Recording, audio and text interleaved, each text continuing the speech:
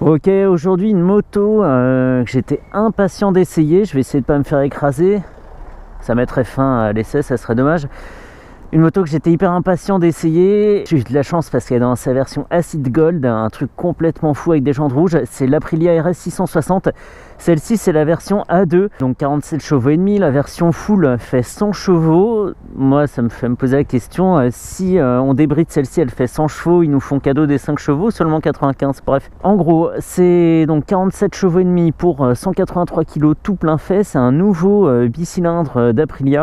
Et l'équipement est complètement fou. On a deux disques de 320 à l'avant, ça c'est normal dirons-nous, avec des étriers Brembo radio, une fourche Kayaba ou KYB, est-ce que c'est la même chose? Je sais pas, fourche inversée, des pneus Pirelli Rosso Corsa, à l'avant il fait 120 de large sur une jante de 17, à l'arrière c'est aussi une jante de 17, il fait 180 de large et le disque lui fait 220 mm. Qu'est-ce qu'on peut dire? La selle est à 82 cm de haut, ce qui peut paraître assez élevé, mais je pense que pour mon 1m73 ça va bien convenir. Elle existe aussi en noir et en rouge bleu, un peu plus racing réplica on va dire. Il y a pas mal d'assistance aussi, c'est important de le souligner. Il y a l'ABS, je crois que même c'est un cornering ABS, il faudrait regarder. Il y a un wheelie control, un contrôle de wheeling, contrôle de traction, des choses comme ça. Il y a 5 modes de conduite, il y a un régulateur de vitesse, il y a vraiment plein de choses. Et en termes de finition, elle est vraiment propre, hein. Les petites gaines sont attachées entre elles.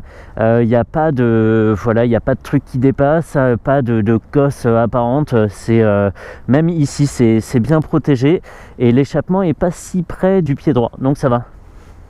Joli, hein? Ça pète, hein, comme ça. Et il y a aussi un shifter up and down, donc ça c'est bien, et un capot de selle qui ressemble à celui de la RSV4 avec ses deux petits ailerons longitudinaux, dirons-nous. Ok, je viens de mettre les pleins phares, parfait. C'est parti. Il faudra se méfier de cette petite gâchette à droite. Et aujourd'hui, je remercie tout particulièrement Joseph, un abonné qui travaille chez Paris Nord Moto, où j'ai emprunté la moto justement, qui m'a fait partir sur celle-ci. Et ce qu'on peut dire déjà, c'est que la position est beaucoup moins extrême que sur la RSV4 et en même temps c'était compliqué de faire pire. Sur la RSV4 on a vraiment la position du jockey avec les pieds très hauts et les genoux très pliés, et celle-ci est vraiment on va pas dire neutre, hein. On sait qu'on est sur une sportive, on est bien mis dans l'ambiance, mais par contre si je veux conduire de façon complètement normale, c'est-à-dire pas couché sur le réservoir, elle n'est pas fatigante. Le dos est incliné, mais il est complètement droit en fait. On n'est pas cassé sur les poignets. L'angle des poignets justement n'est pas très refermé contre le réservoir. Donc c'est pas mal. J'ai une position franchement pas fatigante du tout. Et en même temps, on voit que les poignets sont plus hautes que le haut des tubes de fourche. Donc ça, c'est un bon indice déjà sur la position. Et pour faire des bornes, c'est quand même pas mal. Et je suis entre deux camions, c'est bien, ça freine devant, je suis écrasé comme une crêpe. Et ben, elle fait un super beau bruit pour une machine complètement d'origine comme ça. Un bruit très caverneux, très profond et super plaisant à l'oreille. Et quand on roule comme ça sur un filet de gaz, je suis à un peu moins de 3000 tours minute, elle est très discrète et c'est là que je sors. Alors je sais pas trop comment je vais organiser l'essai. Je sais que je vais faire un tout petit peu de ville ici pour voir comment elle se comporte sur des rythmes un peu réduits, beaucoup plus urbains.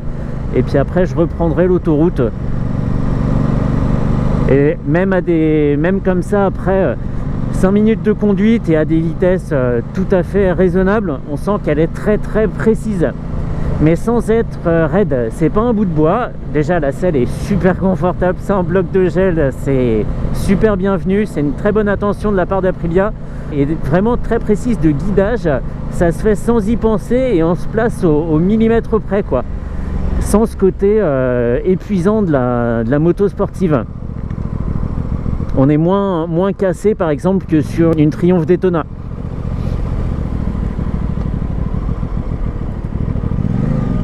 Et j'ai encore activé les pleins phares. Ça, Joseph m'avait prévenu.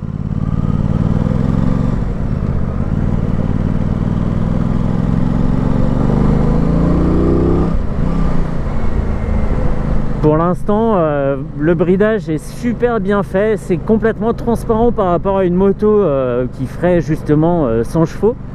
Il n'y a pas de différence, on n'est pas castré à ces régimes en tout cas. Peut-être que ça s'arrête très vite après, on va le voir un peu plus loin. Mais là, vraiment nickel. J'étais surtout curieux de voir s'il y avait de la chauffe. Est-ce que c'est français cette tournure-là? Je ne crois pas. La RSV4 était insupportable pour ça. Hélas, la GoPro avait décidé de ne pas filmer ce jour-là. Donc bon, c'est un essai qu'on verra jamais, sauf si je le refais. Mais en termes de chaleur, c'était vraiment compliqué. On était à plus de 105 degrés en ville. Et puis ça rayonnait de partout, quoi. Donc pas bon. Celle-ci avec un moteur plus modeste et d'autant plus en version bridée, il ne devrait pas y avoir de soucis. En même temps, là, il fait 3 degrés. Donc un peu de chaleur serait la bienvenue. Et en termes de rétrovision, c'est super bon. Les rétros sont implantés assez loin sur le carénage, ça c'est vrai, mais ils sont pas gênants, on sait à tout moment où ils se trouvent. Et pour la ville, c'est pas mal. Et je vois très bien, mon bras n'occupe qu'un quart du rétro, donc pour la vision vers l'arrière, c'est parfait. Et là je suis en mode dynamique, il y a 5 modes de conduite.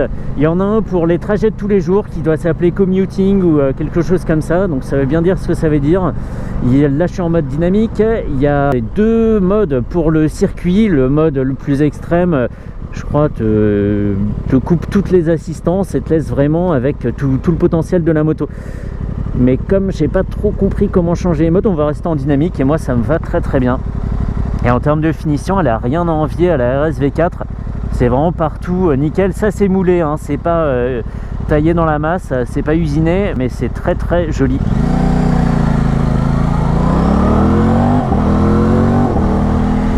Avec ce petit rappel ici, là, en haut, je sais pas si on a vu toutes ces lumières rouges se rapprocher du centre, qui font office de shift light en quelque sorte.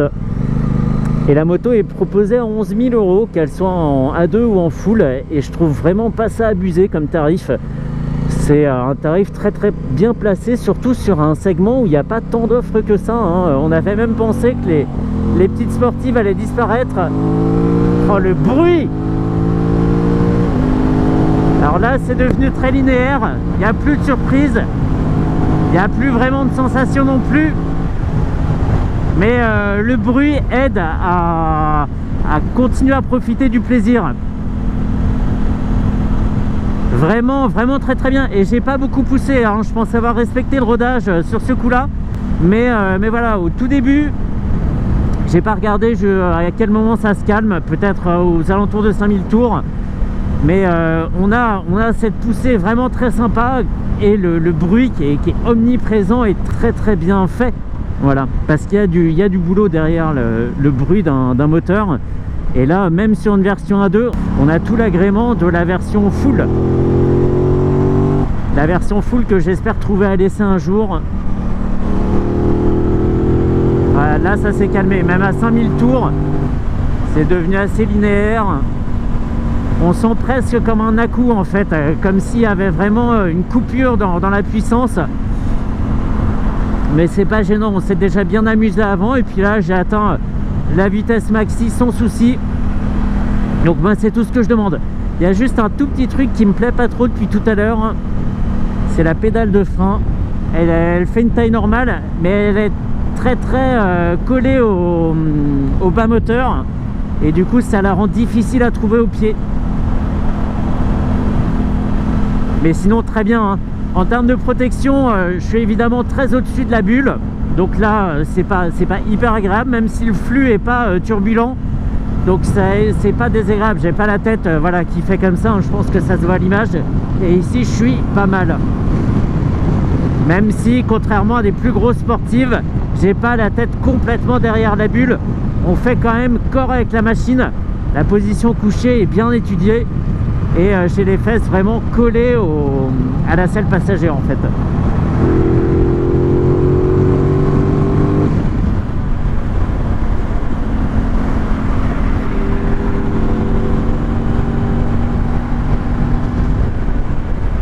Il y a de quoi suivre aisément dans le trafic. Là vraiment on a 47 chevaux et demi, mais c'est vraiment suffisant. Alors le freinage est pas encore tout à fait rodé. Est-ce que je peux faire demi-tour ici? Je crois pas, hein. Je crois pas. Le freinage est pas encore tout à fait fait. Mauvaise conduite. Donc on sent il n'a pas une attaque très prononcée pour le moment, mais par contre on sent qu'il a une très grosse endurance. Il n'y a pas à enfoncer beaucoup la poignée pour avoir un maximum de freinage. Et même avec les réglages standards de la fourche, la moto plonge pas du tout, elle est raide comme il faut en fait.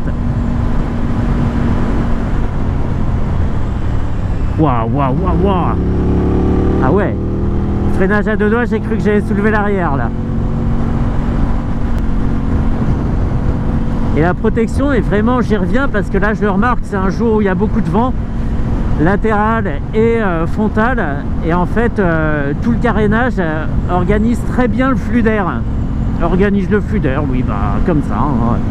C'est pas, encore une fois, c'est pas turbulent quoi, c'est pas du gros tourbillon qui fait bouger la tête et qui fatigue en quelques bornes. Là on sent le vent, mais c'est en fait on passe au travers quoi, c'est dingue. Et j'espère vraiment la trouver en version full parce qu'il y a moyen de bien faire l'idiot avec. Wow. Eh, c'est pas une bonne imitation ça? Je vais essayer de sortir là, je sais pas exactement si on peut le faire. Ah, si je me perds, j'ai pris le GPS aujourd'hui là, donc ça va aller. Ah, si j'étais à deux, j'adorerais avoir ce genre de produit. Par contre, il faut être à deux plutôt fortuné, donc pas forcément tout jeune. Mais là, le truc est top quoi. Et dans cette couleur, avec cette grisaille, bah, ça apporte vraiment de la luminosité quoi. Je roule sur un petit soleil.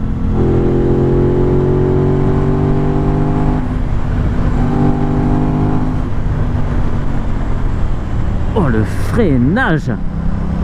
Donc effectivement, hein, l'attaque, c'est pas aussi mordant, aussi presque brutal que les KTM par exemple, mais par contre on comprend très vite que il y a 1000 fois la ressource nécessaire. C'est dingue. Je sais pas du tout si je suis sur la bonne route, hein.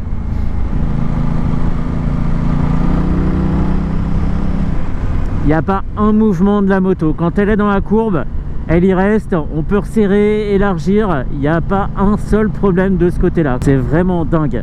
Et j'avais un petit peu peur de la complexité des Komodo, sachant tout ce que la moto a à offrir comme interaction avec l'écran, comme assistance, tout ça.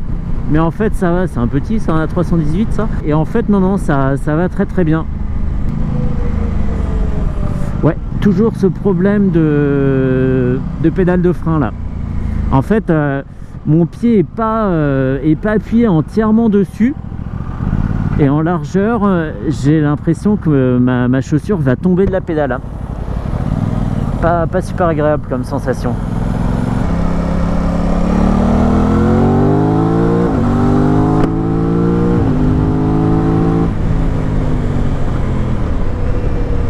Excellent. Excellent, il n'y a rien à dire.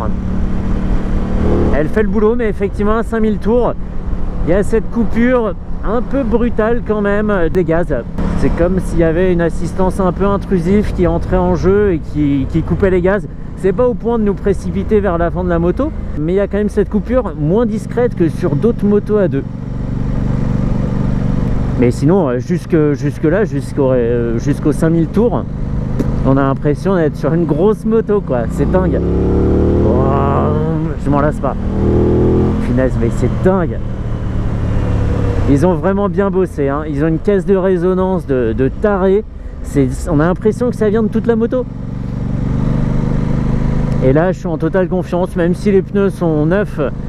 Il n'y a vraiment pas de souci. Je regarde où je veux aller et la moto fait le reste sans problème.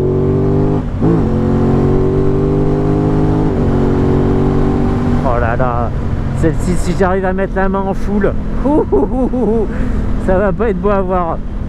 Donc voilà, hein, je pense que le produit est super réussi. Il était aussi très attendu. On a aussi vu la version Roadster, le Tuono qui a été révélé là il y a quelques jours. Et c'est un très bon produit pour vraiment pour un A2 de tous âges. Ça fera très très bien le job.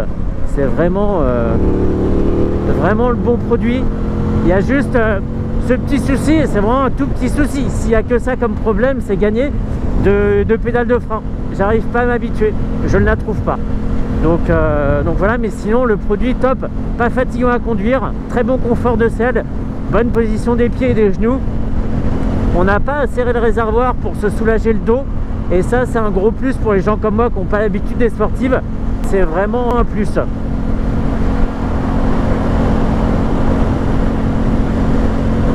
Et là, des rythmes autoroutiers, il n'y a pas de souci non plus, la moto n'est pas en limite. On est à 5000 tours à 125 km/h en 6ème. Rien de fatigant pour la mécanique.